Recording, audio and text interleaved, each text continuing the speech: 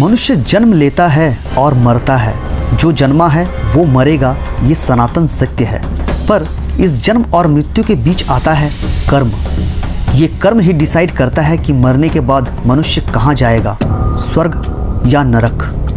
अच्छे कर्मों से स्वर्ग और बुरे कर्मों से नरक। अच्छे कर्मों की अधिकता होने पर उसे देव आदि उत्तम योनियों की प्राप्ति होती है, जबकि बुरे कर्मों की अधिकता होने पर उसे पशु आदि निम्न योनियों की प्राप्ति होती है। इन दोनों ही जगह मनुष्य अपने कर्मों को भोगता है, इस कारण ये योनियां भोग योनियां कहलाती है। इन दोनों योनियों में पुराने कर्मों को भुगतना होता है और उसके बाद होता है फिर अगला जन्म, फिर मृत्यु, और ये चक्र चलता रहता है। जन्म, मृत्यु और जीवन, ये तीनों ही दुख और कष्टों से भरा हुआ है। अब प्रश्न उठता है कि इस जन्म मृत्यु के बंधन से बचने का उपाय क्या है। इसका उत्तर है मोक्ष। मोक्ष का मतलब है जन्म मृत्यु के चक्र से मुक्ति पाना, जिसे निर्वाण और कैवल्य भी कहते हैं। भारतीय दर्शन के शास्त्रकारों ने जीवन के 4 उद्देश्य बतलाए हैं: धर्म, अर्थ, काम और मोक्ष। इन्हें पुरुषार्थ चतुष्टय कहते हैं।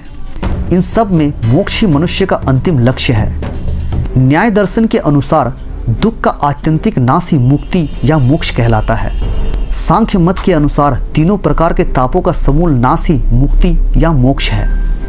वेदांत में पूर्ण आत्मज्ञान द्वारा अपने शुद्ध ब्रह्म स्वरूप का बोध प्राप्त करना मोक्ष है। वेदांत के अनुसार मुमुक्षु को यानी मुक्ति की इच्छा रखने वालों को श्रवण, मनन और निधिध्यासन, ये 3 प्रकार की मानसिक क्रियाएं करनी पड़ती है। इस प्रक्रिया में माया का, जिसे अविद्या कहते हैं, उसका क्षय हो जाता है और आत्मा जो ब्रह्म स्वरूप है उसका साक्षात्कार होता है। तब मुमुक्षु तत्त्वमसि से अहम ब्रह्मास्मि की ओर बढ़ता है। यहाँ आत्म साक्षात्कार को ही मोक्ष माना गया है। वेदांत में यह स्थिति जीवन मुक्ति की स्थिति है। मृत्यु के उपरांत वह ब्रह्म में विलीन हो जाता है। मोक्ष मिल जाने पर जीव सदा के लिए सब प्रकार के बंधनों और कष्टों से मुक्त हो जाता है। सभी प्रकार के दुख का निवारण को ही मोक्ष कहते हैं। साधारण शब्दों में जो हमारा वास्तविक स्वरूप है उसे प्राप्त कर लेना ही मोक्ष है।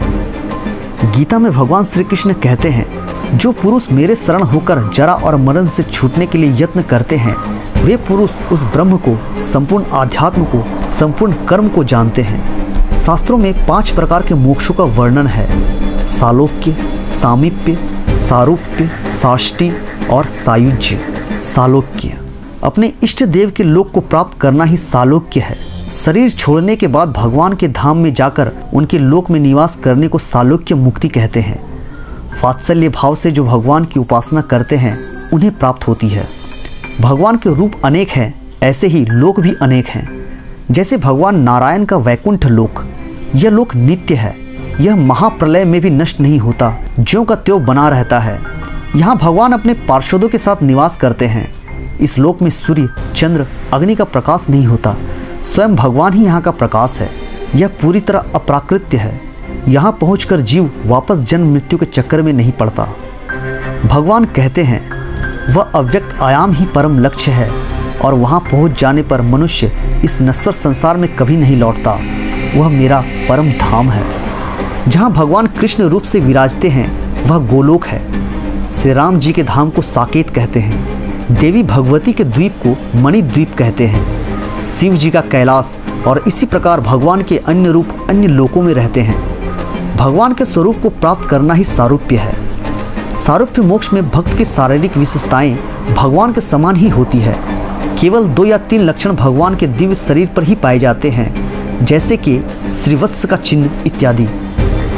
सामीप्य, सामीप्य दास भाव से या मधुर भाव से भगवान की उपासना करने वालों को प्राप्त होती है।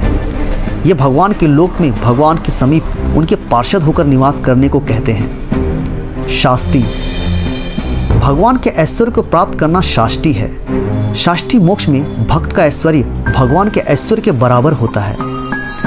सायुज्य, भगवान में एक हो जाना। भगवान के स्वरूप में अभेद रूप से लीन हो जाने को सायुज्य मुक्ति या एकत्व कहते हैं। इसे ही कैवल्य मोक्ष भी कहते हैं, इसी को निर्वाण भी कहते हैं। जिनकी भक्ति में ज्ञान भी है और जो शांत भाव से भगवान की उपासना करते हैं, सायुज्य मुक्ति उन्हें ही प्राप्त होती है। दुख का सर्वथा नाश और परमानंद को पाना ही कैवल्य, निर्वाण या सायुज्य कहलाता है। हनुमान को बताते हुए भगवान श्री राम ने विभिन्न प्रकार की मुक्तियों का वर्णन किया है। प्रभु श्री राम कहते हैं, कपि कैवल्य मुक्ति एक ही प्रकार की है, वह परमार्थ रूप है। इसके अलावा मेरे नाम स्मरण करते रहने से दुराचार में लगा हुआ मनुष्य भी सालोक्य मुक्ति को प्राप्त होता है। वहाँ से वह अन्य लोकों में नहीं जाता। काशी क्षेत्र में मरने वाला मेरे तारक मंत्र को प्राप्त करता है और उसे वह मुक्ति मिलती है जिससे उसे आवागमन में नहीं आना पड़ता। काशी क्षेत्र में भगवान शिव जीव के दाहिने कान में मेरे तारक मंत्र का उपदेश करते हैं, जिससे उसके सारे पाप धुल जाते हैं और वह मेरे सारूप्य को अर्थात समान रूप को प्राप्त हो जाता है। वही सालोक्य सारूप्य मुक्ति कहलाती है। जो एकमात्र मेरा ही ध्यान करता है वह मेरे सामीप्य को प्राप्त करता है, सदा मेरे समीप रहता है। निराकार स्वरूप का ध्यान करने वाला सायुज मुक्ति को प्राप्त होता है। भगवान श्री कृष्ण कहते हैं, आ ब्रह्म भुवन लोकः पुनरावर्ती नु अर्जुन मामुपेत्य तु कौन्तेय पुनर्जन्म न विद्यते। हे अर्जुन, इस भौतिक सृष्टि के समस्त लोकों में ब्रह्मा के परम धाम तक तुम्हें पुनर्जन्म लेना पड़ेगा, किंतु हे कुंती पुत्र, मेरे धाम को प्राप्त करने पर पुनर्जन्म नहीं होता।